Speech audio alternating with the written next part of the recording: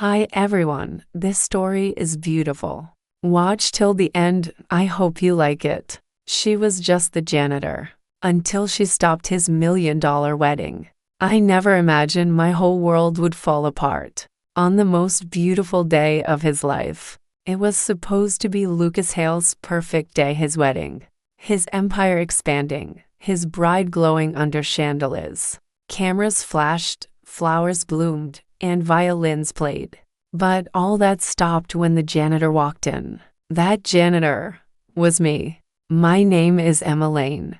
I was 24, a college dropout mopping floors at Hale Enterprises. I never thought someone like Lucas Hale, a billionaire heir, would even notice me. But one night, he did. It was nearly midnight. The building was empty, except for Lucas and me. He'd stayed late after a board meeting, shoulders tense, suit jacket off, pacing behind his glass office. I pushed my cart quietly down the hall, trying not to be seen. But he spotted me. "Emma, right?" he asked. I nodded, stunned that he even knew my name. He asked for coffee. I brought it, hands shaking.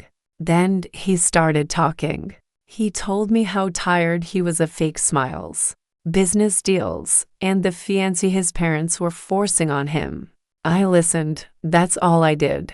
Then one laugh turned into a touch. One touch became a kiss. That kiss became a night I never forgot. But the next day, he vanished. I called, texted, waited.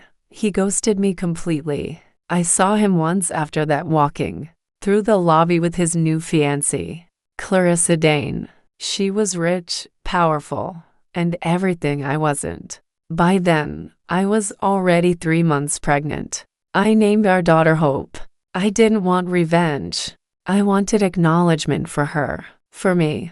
But Lucas shut every door. So I waited for the day I knew the world would be watching, his wedding. I wore a borrowed dress, curled my hair, and walked into the Rosemont estate like I belonged there. The music played. Clarissa smiled. Lucas looked tense. And then I stepped into the aisle, holding my baby. Gasps, whispers. A bridesmaid screamed. I walked straight up and said, loud enough for the world to hear, "Lucas Hale, you forgot to invite your daughter to your wedding." The room froze. I raised Hope gently in my arms. She's 6 months old. Her name is Hope, and she's yours. Security moved, but Lucas stopped them. He looked at me, then at the baby. Clarissa stared like I had spit in her face. Her father, Marshall Dane, turned red. "She's lying," Clarissa said. I pulled out the birth certificate. Check the date. Do a test. I have nothing to hide. Lucas didn't say a word, but the look on his face said it all. Clarissa slapped him. "We're done." Her father shouted that the deal was off. Guests started whispering, filming, walking out. The wedding collapsed, and I stood there, not as a janitor, but as the mother of his child. She doesn't exist. I want $1 million placed in trust. Not for me, for her future. Gasps again. Lucas finally spoke.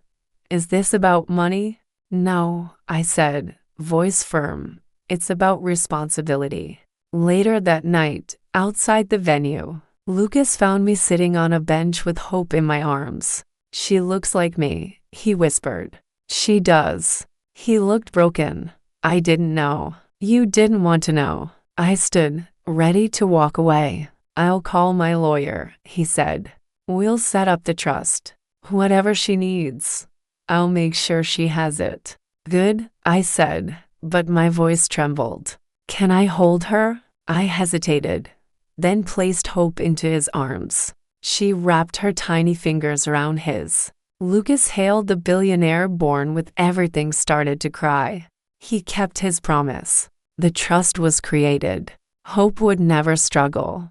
Lucas began visiting. At first, just to see her. Then, he began calling more, showing up with lullabies, changing diapers, laughing. One night, after she fell asleep, he looked at me. You saved me, he said, from the person I was becoming. And for the first time, I believed him. Maybe I was just the janitor once. Maybe he was just another billionaire with walls to high. But sometimes it takes losing everything to find what truly matters. And standing there, in a tiny apartment filled with love, we were no longer broken. We were a family.